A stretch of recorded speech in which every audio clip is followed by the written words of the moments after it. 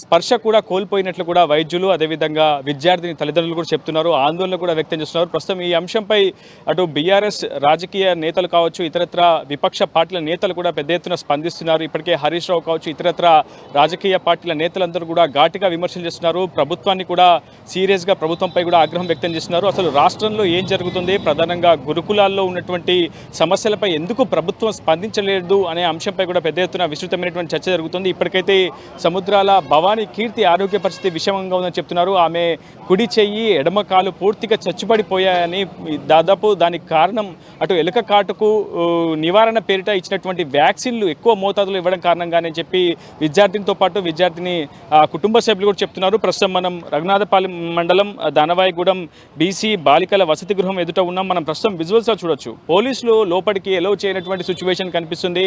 అనుమతి లేదని చెప్తున్నారు. ఒక విధంగా 144 సెక్షన్ విధించారా అన్న విధంగా ప్రస్తుతం ఈ వసతి గృహం దగ్గర సిచ్యువేషన్ అయితే ఉంది. తమకు పైనుంచి ఉన్నతాధికారుల నుంచి ఆదేశాలు వచ్చాయి, ఎవరిని కూడా లోపలికి ఎలో చేయమని చెప్పి పోలీసులు చాలా స్పష్టంగా చెప్తున్నారు.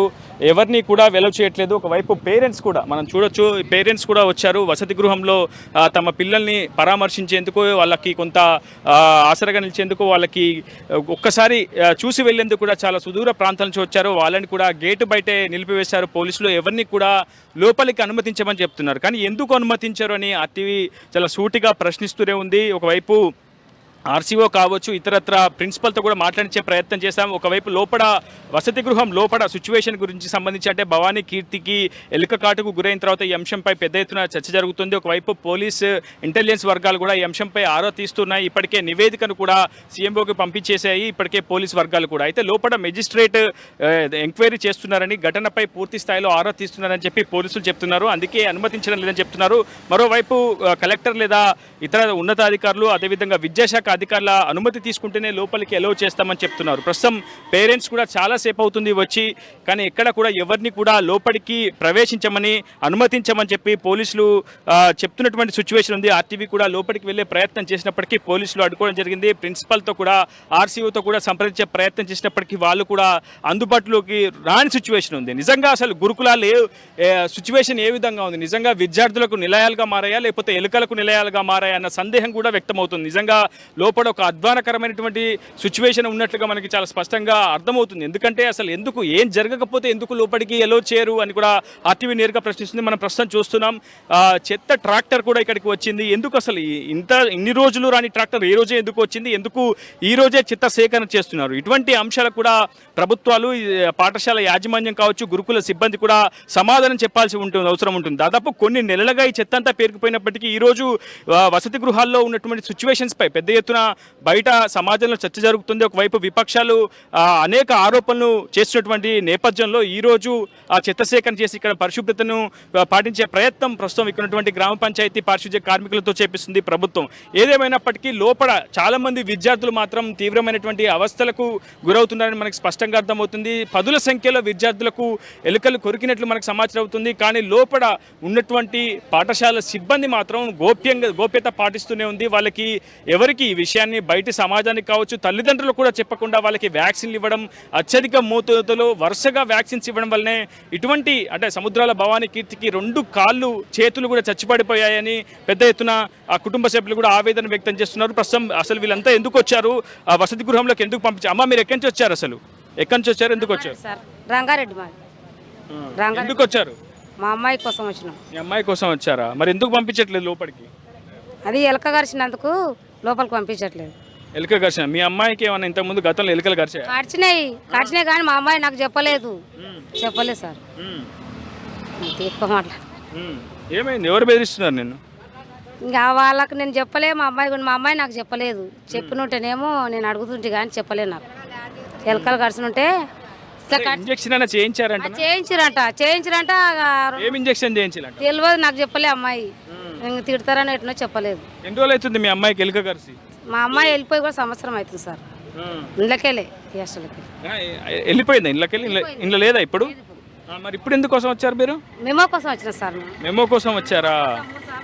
ఎందుకు పంపించేసి ఇంట్లోకెళ్ళి? అయిపోయింది సార్, 12 అయిపోయింది. 12 అయిపోయిందని చెప్పేసి. మీ పిల్లలు ఉన్నారా? అమ్మ ఎవరన్నా? మీ అమ్మాయి ఉందా? బాగానే ఉందంట నా లోపల.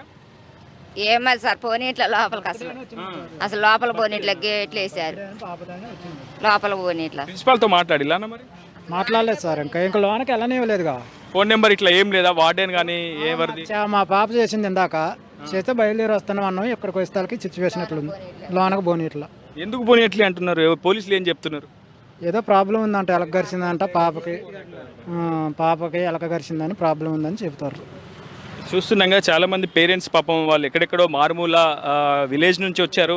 వాళ్ళంతా కూడా లోపలికి పోలీసులు వెళ్ళడియట్లేదని చెప్తున్నారు. లోపల ఒక విద్యార్థినికి ఎలుక కాటుకు గురి కావడం వల్ల ప్రస్తుతం ఆమె పరిస్థితి ఆరోగ్యం విషమంగా ఉందని, దాని ద్వారానే ప్రస్తుతం పోలీసులు కూడా లోపలికి ఎలవ్ చేయట్లేదని చెప్తున్నారు. ప్రస్తుతం విద్యార్థి సంఘాలు కూడా ప్రస్తుతం ఆ విద్యార్థి పరిస్థితి ఏం జరిగింది, అసలు నిజంగా లోపల ఏం జరిగింది, నిజంగా ఇంకా ఇతర విద్యార్థులు ఏమైనా అవస్థలు పడుతున్నారా, ఏదైనా సమస్యలు ఎదుర్కొంటున్నారని తెలుసుకునేందుకు విద్యార్థి సంఘాలు కూడా తమ వంతు బాధ్యతగా ప్రస్తుతం వసతి గృహం దగ్గరికి వచ్చాయి. పాఠశాల ప్రిన్సిపల్ని సంప్రదిస్తే పాఠశాల ప్రిన్సిపల్ ఫోన్ ఎత్తని సిచ్యువేషన్. ఇది చాలా ఆందోళనకరమైనటువంటి పరిస్థితి ఇక్కడ నెలకొంది. మనం ఏం చెప్తారు, దాదాపు ఒక విధమైనటువంటి నిర్బంధకాండ ప్రస్తుతం వసతి గృహాలు గురుకులాల దగ్గర కొనసాగుతుందని అనుకోవాలా? ఎందుకంటే 144 సెక్షన్ ఉన్నట్టుగా కనిపిస్తుంది. లోపలికి ఒక బాధ్యతాయుతమైనటువంటి మీడియాని పంపించట్లేదు. చివరికి ఘటనకి గురించి ఆరాధిద్దామన్న విద్యాసంఘాలను కూడా లోపలికి ఎలో చేయనటువంటి సిచ్యువేషన్. దీన్ని ఎలా చూడాలంటారు? ఖమ్మం జిల్లాలో ఇది మొట్టమొదటిసారిగా విద్యార్థి సంఘాలను లోపలికి వెళ్ళజేయనటువంటి పరిస్థితి ఉంది. అంటే ఇది పూర్తిగా నిర్బంధంగా విద్యార్థులకి గేట్లేసి నిర్బంధంగా విద్యార్థులకి ఎన్ని రోజులు పాఠాలు బోధిస్తారో మేము కూడా విద్యార్థి సంఘాలుగా చూస్తామని చెప్పిన సందర్భంగా ప్రభుత్వాన్ని అడుగుతున్నాం. కనీసం ఇది గురుకుల పాఠశాల మరి విద్యార్థులకి నిలయమా లేకపోతే ఎలకలకి నిలయంగా అనే విధంగా మారినటువంటి పరిస్థితి ఉంది. ఈరోజు ఉదయం మమతా హాస్పిటల్లో కూడా మమతా జనరల్ హాస్పిటల్లో కూడా విద్యార్థిని దగ్గరికి వెళ్ళి మేము మా పార్టీగా సంబంధించిన వాళ్ళం కూడా వెళ్ళి మేము ఆ విద్యార్థిని కూడా మేము ఎంక్వైరీ చేసి విద్యార్థిని అడిగినప్పుడు నాతో పాటు మరి నా స్నేహితురాలను కూడా మరికొంతమందిని కూడా కుట్టినటువంటి పరిస్థితి కరిచినటువంటి పరిస్థితి ఉన్నది. కనీసం ఈ ఎలకలు కుడుతున్నప్పుడు మా కళాశాల మా పాఠశాల ప్రిన్సిపాల్ కానీ అక్కడ ఉన్నటువంటి సిబ్బంది కానీ పలు సందర్భాల్లో మేము అక్కడ చెప్పినప్పుడు కూడా కనీసం మా పట్ల ప్రిన్సిపాల్ కానీ సిబ్బంది కానీ మరి కనీసం మేము చెప్పినప్పుడు కూడా పెడచోన పెట్టడం వల్లనే ఇలాంటి ఘటనలకు కారణమయ్యని చెప్పని విద్యార్థిని కూడా చెప్తున్నటువంటి పరిస్థితి ఉంది. తక్షణమే రాష్ట్ర ప్రభుత్వం కానీ ప్రభుత్వ అధికారులు కానీ జిల్లా కలెక్టర్ కానీ స్పందించి ఫస్ట్ ఈ గురుకుల పాఠశాలని సందర్శించే జిల్లా కలెక్టరు ఈ గురుకుల పాఠశాలలో ఏం జరుగుతుంది, ఎలా ఉంది, విద్యార్థులు ఏ విధంగా తింటున్నారు, విద్యార్థులకి సమస్యలు ఏంటి అని చెప్పేసి జిల్లా కలెక్టర్ గారు కూడా ఎంక్వైరీ చేసి సందర్శించాలనే అవసరం ఉంది. సందర్శించాలనే జిల్లా కలెక్టర్ ఇవాళ మౌనం పాటిస్తున్నాడు. ఆ మౌనం వెనకాల ఆంతరం ఏంటి అని చెప్పని చెప్తున్నారు. పోలీసులు చెప్తున్నారు స్పష్టంగా జిల్లా కలెక్టర్ అనుమతి తీసుకోండి, విద్యాశాఖ ఉన్నతాధికారుల అనుమతి తీసుకోండి అని చెప్తున్నారు. బాలికల హాస్టల్లోకి మేము ప్రవేశించామని చెప్పినప్పటికీ, కేవలం ప్రిన్సిపాల్తో మాట్లాడతామని చెప్పినప్పటికీ ఇటువంటి నిర్బంధ కాండను ఏ విధంగా చూడాలి? అంటే ఇది నిర్బంధ కాండ అనేది ఇది ఫస్ట్ టైం ఖమ్మం జిల్లాలో నిర్బంధ కాండంగా ఇవాళ విద్యార్థి సంఘాలను కానీ మీడియాను కూడా ఇవాళ ఎలో చేసినటువంటి పరిస్థితి లేదు. ఖమ్మం జిల్లా అంటేనే కొద్దిగా ఈ రాష్ట్రంలోనే ఉమ్మడి ఆంధ్రప్రదేశ్లోనే చైతన్యమైనటువంటి జిల్లా. ఇక్కడ విద్యార్థులు కానీ ఇక్కడ ఉన్నటువంటి వాళ్ళు కూడా సమస్య వస్తే సమస్య పైన పోరాటం చేయగలిగినటువంటి వాళ్ళు ఈ ఖమ్మం జిల్లాలో ఉన్నటువంటి పరిస్థితి ఉంది.